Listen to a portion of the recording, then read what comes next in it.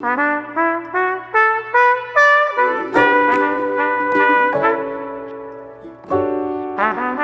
it's great to be here. My name is Dr. Zach Seidler. I'm a clinical psychologist and the director of mental health training at Movember. If you couldn't tell, this shirt is imprinted on my body now.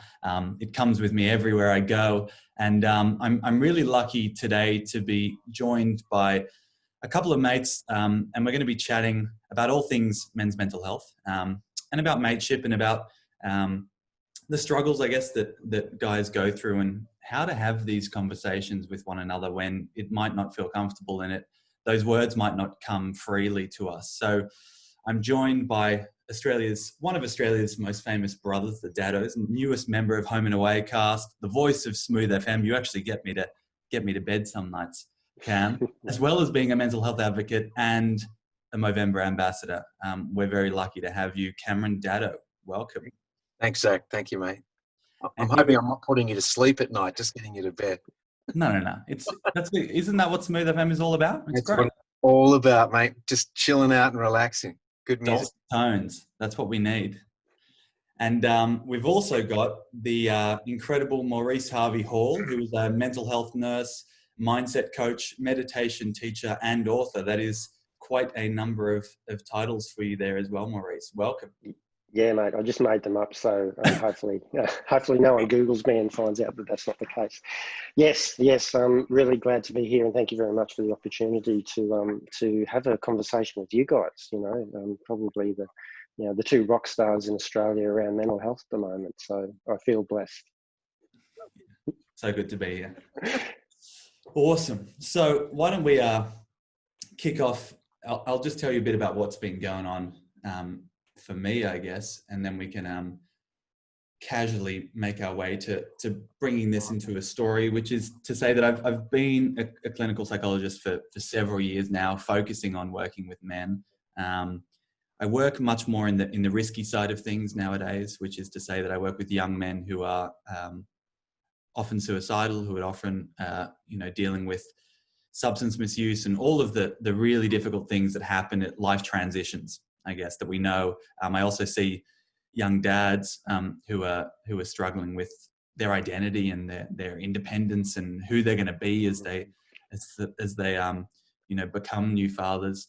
And my role at Movember is really focused on improving the mental health system to be able to embrace men, to be able to understand how men work, how men think, how men communicate. Because at the moment, I don't think it's necessarily doing the job, because we're getting way too many guys coming in to see counsellors, but are dropping out or are not getting the service that they want. And I think that says a lot around the way we have conversations as guys, and the way that the clinical system might be a bit robotic in those types of conversations. And that face-to-face, sit across from me and tell me all of your secrets just doesn't work for the vast majority of guys. So I often use, I used to have a pool table in one of my clinics back in the day, which was awesome. So we could just do something while we were chatting, throwing a ball against the wall, whatever it may be. But we need diversity. We need to realize that these conversations shouldn't be strange. They need to be commonplace, I guess, in many ways. So why don't you guys, Cam, why don't you kick us off and tell us, I guess, about your journey into the mental health space and what it's like being a man in that space as well. Wow. Okay.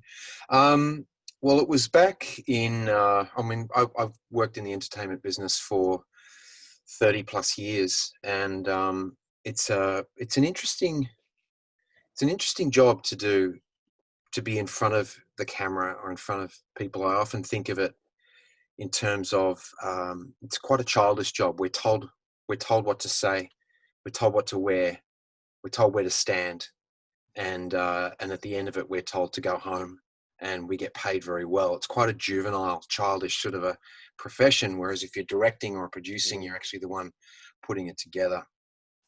I find that that sometimes in my career, I felt like I'm waiting for people to hire me, and that's never sat well with me. I'm a creative person, and once I stopped waiting for people and waiting for permission to act or to perform. I just took it on myself, and I will create my own thing.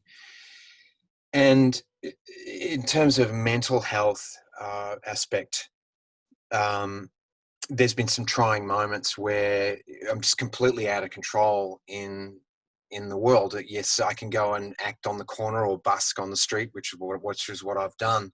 That doesn't pay the bills for 3 children and a wife and a house and a mortgage, all that sort of thing. Put food on the table and gasoline for the cars.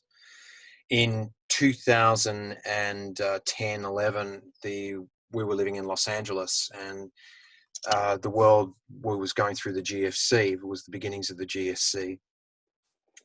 In my business, the digital was taking over film, and not a lot of the producers really knew what that meant. Production was going up, but it was becoming cheaper. It was just a really odd time in the business. And anyway, suffice to say, we really struggled financially, and I was looking at a million different things at once to attempt to support myself and the kids and my wife, and I really struggled with it. I'd had therapy. I've been, like, in America, it's kind of a normal place to do that. Yet I felt really lonely, and I didn't have the money to, it was $200 an hour for a therapy session. And I was treating my kids not how I wanted to. And I've outlined this in my men's team website, that I put a letter out to, or an email out to the fathers at my kids' school, that if anyone was struggling, and you were willing to share what you're going through, I would love to hear how you're navigating the world. And I said that my garage would be open at 7:30 on a Thursday night, and I expected maybe 2 or 3 guys to turn up. I got a lot of response from the mothers at the school saying, "This is awesome, this is great." And I thought, well, okay, I don't really want to hear from the dudes. And anyway, 23 guys turned up that night. Some had alcohol, some had chips, some bought cushions. And I said, let's keep the alcohol aside and let's just have a yak. So we did. And it's hard to get through 23 voices in one night. If everyone's talking for 10 minutes, it's a long time. Not everyone spoke up, but that was okay. I got what I needed, which was to, I guess, tell my story and to hear some other stories. That group lasted about 3 months and then blew apart. I got work. Other people stopped turning up, and I didn't have the wherewithal to hold something like that together. But that became the embryonic stages of what is now my men's team, and how and the structure I've worked on with another group of guys in Los Angeles. And it's all built around, I guess, where we encourage men to speak and to be in witness. And the main thing is to listen without needing to fix. So in the men's team, we don't allow advice unless it's asked for, because none of us really like being told what to do. And it's working really well. So that's, I've got a long answer into my introduction into it, and there's been many different phases of learning about the men's mental health, and it's important for us, I think, as men to be healthy physically, so that we're strong enough to do what we need to do, but also this idea of working not just the physical muscles but the emotional muscles is, I think, for the health of our communities, our women, our children, when we take care of our emotional muscles, we're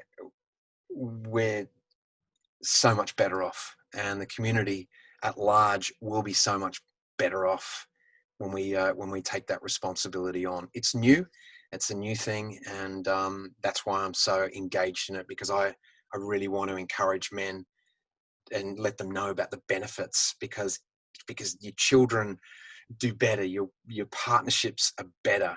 I mean, business and relationship partners, it's everyone benefits. So that's me, mate. For sure, could not agree more. And I think that it's like we have a magic solution that we're trying to sell as like used car salesman. It's like come and get some of this mental health stuff that we've got. It is a slog though, by all intents and purposes. It's not the easiest of journeys to go through, and it can be painful at times. But I've always said when it comes to masculinity, we're all about self-betterment. We're all about development and growth. And as a result of that, the bravest thing you can do, the most courageous thing you can do is push through that initial pain towards, understanding yourself, self-insight and looking after those. That's what being a provider means. That's what, being a good partner and father is all about. It's about understanding yourself first and foremost. Yeah. So thank you for sharing that, Cam. I'd love to chat with you now, Maurice. Give us a bit of a rundown about your history in brief, I guess. Yeah, so 15 years cannabis addiction, really. And I was searching for something. There's something that was, and basically I've always been a spiritual person. So I was trying to understand the relationship that I have with myself, which is reflective of my relationship with life, which is interesting because you talk about self-awareness. And through that time, I was looking to come to an understanding. And as I was going through that, I found a lot of things upon the path. Read a lot of books, looked at a lot of religions, looked at psychology, all that sort of stuff. And ultimately, I found in one of my stoned states the ultimate answer, and it says, Maurice, you don't need this drug to find enlightenment. I went, whoa, okay, I better listen to that. So that's when I went, right, well, I've got to let go of this, but what am I going to replace it with? So that's where the journey started to unfold. And I'm a landscaper by trade. I've been working in casinos and hospitality. And then a mate of mine said, why don't you go and do nursing? Okay, that sounds pretty good. And he was a mental health nurse. It's interesting, Zach, because I was either going to go do psychology or nursing. And he said, look, and please don't take this the wrong way. If you want to work on people, become a psychologist. If you want to work with people, become a mental health nurse. I went, cool, I'll go and work with people. And so I went into that field, and I'm actually fell into, and no surprising, into a role of a dual diagnosis coordinator, which is mental health and alcohol and drug. So I could speak to it from my own experience and come from a place of compassion, empathy, and understanding. And like you were saying, Zach, that this very clinical approach of sitting across from someone and asking these questions, it just wasn't working. So I then started to walk alongside people, try to get an understanding of where they were at. So that then led me into the area of professional development, personal development, into coaching. I'm actually a psychotherapist in relation to acceptance commitment therapy, which is just a beautiful therapy, mindfulness-based, values-based. And so that's when I then moved into the coaching space. And what this men's movement really, how it initiated with me, was that the guys were coming to me and we were talking around how to create a new understanding of self. But in doing that, you create a new conversation with yourself. You use a new language and you interact with yourself in a different way, which then interacts with life in a different way. When people would finish the program and the coaching with me, they had the choice of either going back to their old tribe, who was speaking a different language, or finding a new tribe.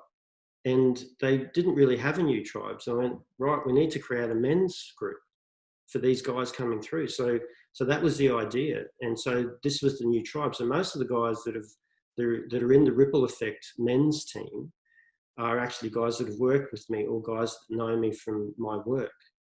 So here we are, we're creating a new paradigm of how to converse with ourselves, but in a men's space. And the idea was to empower men. because there's a lot of empowering women's movements, and I think that's beautiful. You know, they're moving in line and into their authentic self. However, what that does, I believe, is it creates a greater divide, because men are still thinking back in a language of like the 70s and the 80s, whereas, you know, women have embodied themselves and continue to move forward, and guys are still dragging, you know, rocks and blocks around, sort of thing. So this was, well, okay, guys, let's upgrade you. Let's create a whole new conversation. How do you relate to yourself? And, you know, the beautiful thing was that Cam was just, you know, starting this up. I think my lovely wife, saw him on, might have been the morning show. And, you know, he was talking about this stuff, and she said, look, you got to check this guy out. And of course, you know, we all love Cameron Daddo, don't we all, you know? So if he's doing something, I'm doing it as well. And we then tapped into it. But the beautiful thing of the men's team was it offered a format. And that's something that we didn't have prior to joining the men's team. It was this format of coming in there and talking about a topic, having a particular leader, you know, 3 rounds of conversation. And it was really well done in the blueprint that Cam had provided. So, you know, it was a dummy's guide to creating a men's group. And that's what we then did. So we used that as the basis, and we took that on. And since that format has grown, it's just it's empowered the guys that are around me. You know, we've got a Facebook Messenger group.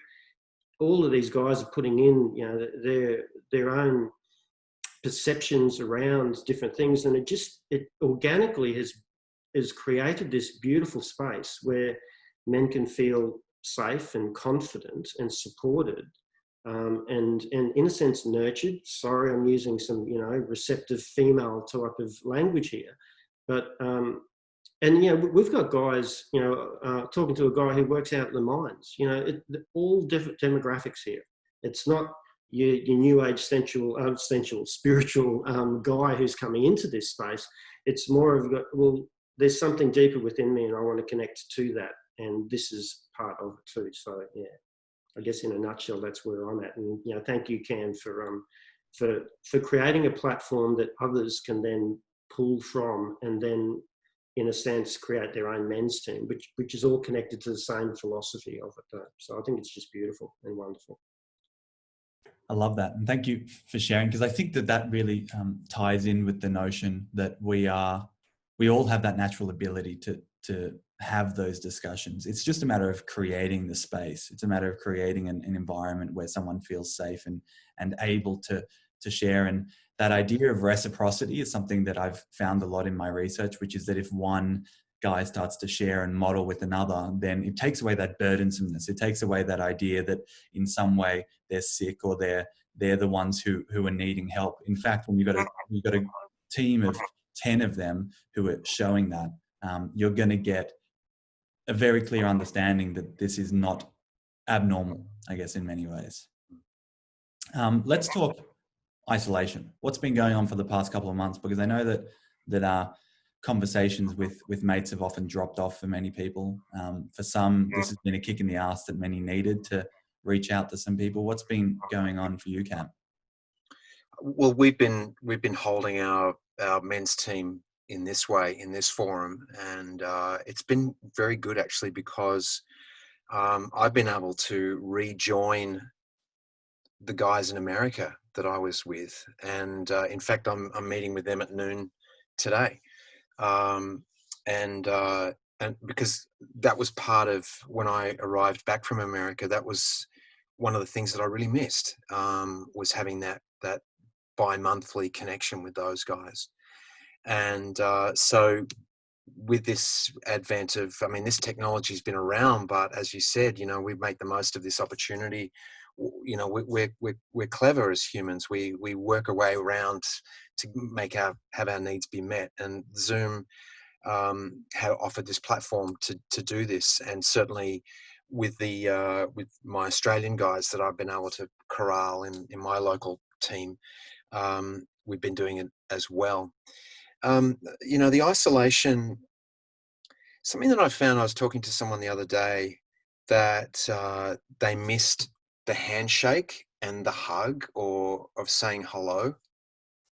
And for me, I have, and yet in the same way that what we're talking about here is finding new ways to do things, not being able to hug and not being able to shake hands has meant that I've needed to find a new way to greet somebody. And I looked at myself and I thought, gee, sometimes I use the hug as a bit of even though it's this illusion of intimacy, this hug thing, you come on, you go, hey, how you doing? But there's really it's more like I'm protecting myself, or as I go to hug someone, I'm flexing so that they can, that men thing, like you're flexing, or I'm feeling his, so dumb, but I'm calling crap on myself because I have done that, or the handshake, and I'm quite aware of when I shake hands with a man, another fellow, and they try and crush your hand or flip it upside down to sort of dominate you or whatever it is. When we can't touch each other, you can't play that game. And so you've got to, for me, it's been about really creating eye contact with people and saying hi, And then I developed this other thing where I was like, because I remember saying that to my sister-in-law. She's like, I wish I could hug you. And I said, we can do this. I can go, hi, it was this heart thing. And she was like, oh my God. I said, yeah, isn't that cool? And she's going, yes, So it just felt like, even though I haven't been able to see my family, my brothers and my mum and dad and things like that, it's just been about how else can we do this? Yes, and it's this great idea of when we do improvisational work as actors. If you say no, it immediately shuts the improv exercise down. But if you say yes and, so okay, COVID and what are we going to do? And look at the opportunities that are around, because we've been asked to create new ways to do things differently. And rather than be a victim to what's actually happening, it's like, all right, well, this is opening a whole new level of opportunity for us to communicate and to thrive. Awesome. I love that. And Maurice, if you can tell me, I guess, a bit about some of the tips and tricks and tools that you've been using over the past few months to stay above board when it comes to your own mental health, maybe.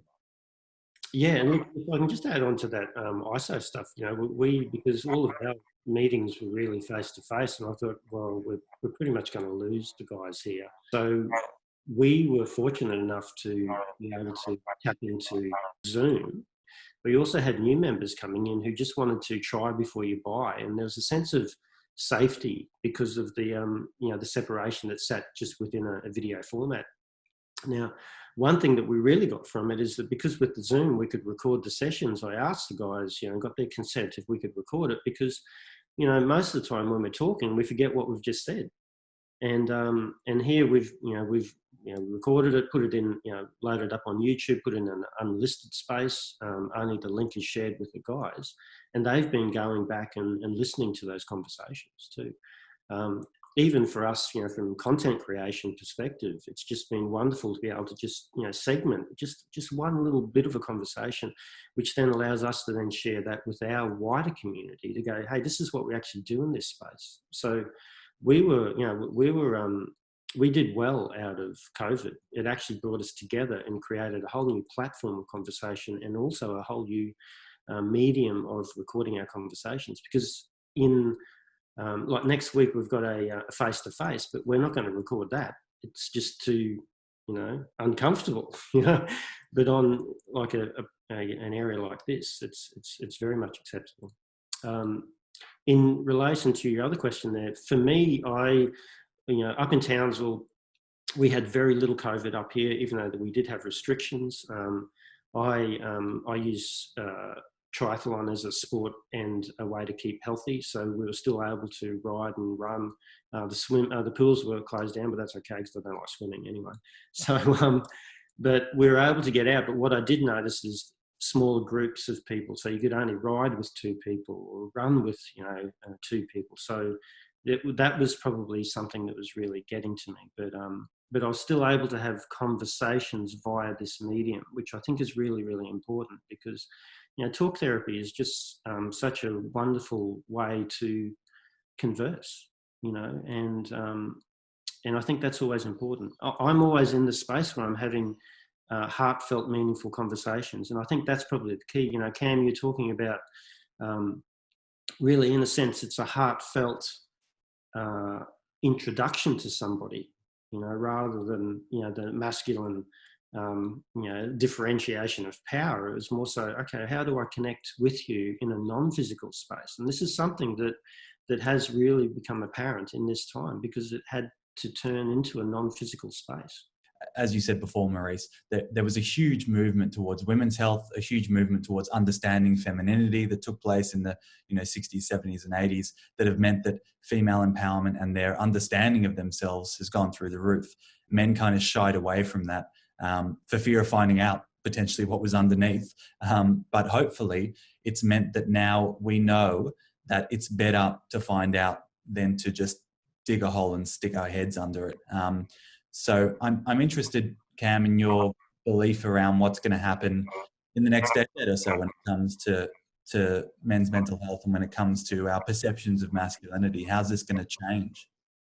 Well, I mean, I can't answer that, Zach, with any certainty. I'm a huge subscriber to the idea of when in the deep, become a diver.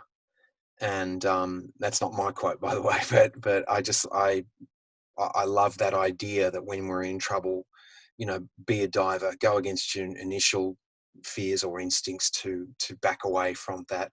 What we're doing here is, it is uncomfortable. It's not usual for us men to be opening up in the ways that say, the women have. We were not exampled. Most of us were not exampled this by our fathers or by the men that mentored us. I hope that, given that Maurice is 50, said I'm in my 50s. Zach, you look like you're 22. But we're covering a quite a broad age range, and I know my father is 80, and he's much more receptive to heartfelt conversations now. He listens, and I think we don't learn much when we talk. We learn more when we listen, as Maurice said. Don't we, like in these meetings? That's been my experience too, where I just said something and someone go, "Did you actually hear what you just said?" And I'll go, "What did I say?" And then I'll say, "Can you please repeat it back to me so that I can get that?" I feel that the more conscious we are, and the more we take this work out and we enact, it's not so much what we say. As a dad, I understand it's not really what I say to my kids. They pick up what I do. And if I'm on the side of right, I'm on the side of being kind, I'm on the side of being careful and acknowledging of all people and their needs, and my needs too. That's the thing. I find people who act out, like the American president clearly has a lot of needs that he hasn't addressed, so he acts like someone's going to take something from him. And if we feel like our needs are being met, no one's going to take anything from me, I'm not going to lash out. I'm not going to be violent against women or children, or I'm not trying to steal, or I'm not, all those things. So the more we as a generation of men hang out together and speak about our needs and share stuff, I'm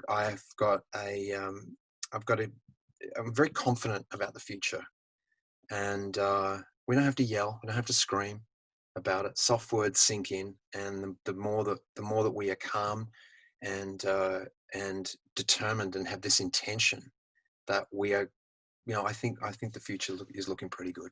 The fact is that sharing is addictive, I think, one way or another. Once you start to open up and embrace that feeling that you think is going to be overwhelming, or you think is going to be too difficult, and you start to feel the effects and the burden lift off your shoulders. Guys have been carrying around, Maurice, as you said before, cinder blocks.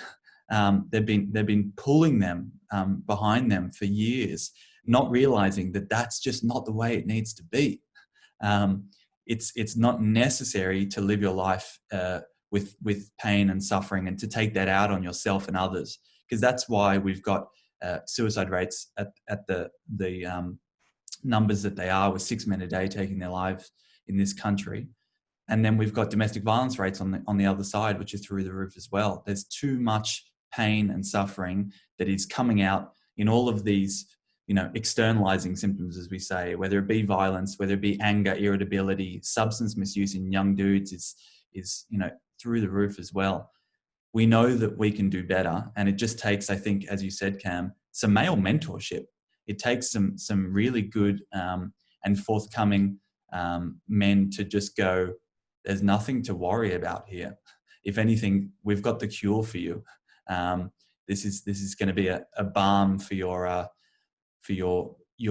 mind, which is going to hopefully provide you with a way forward that is going to be advantageous for you, your children, your partner, your work buddies as well. Maurice, I'm interested about how you go about getting the people to come to these men's teams, and Cam, I guess how many of them there are, and how you go about setting them up as well. Yeah, cool. So primarily, really, it's just spread word of mouth. And I think through what Cam is saying is the role modelling. People watch people and they value those characteristics within people, and they want to move closer to that. And obviously, when we see traits in people that we don't like, we then want to move away from it. So what we're finding is that the best way to, I guess, sell a men's group is just to be authentic within yourself and to turn up and to have these conversations.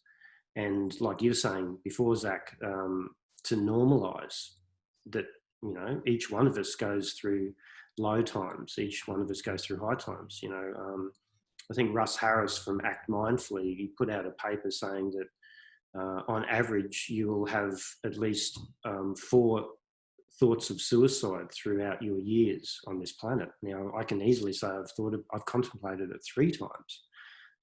So hopefully the next one isn't the end, but this is actually a normal part of life. It's whether we then attach to the thoughts, attach to the emotions, that we then think that that's truth, and then we then follow through with it too.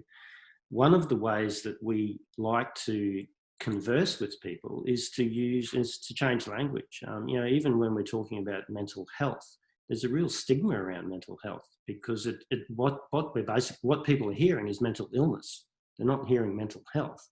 So this is where we've shifted, and we created 10 domains of fitness to create an overall sense of well-being.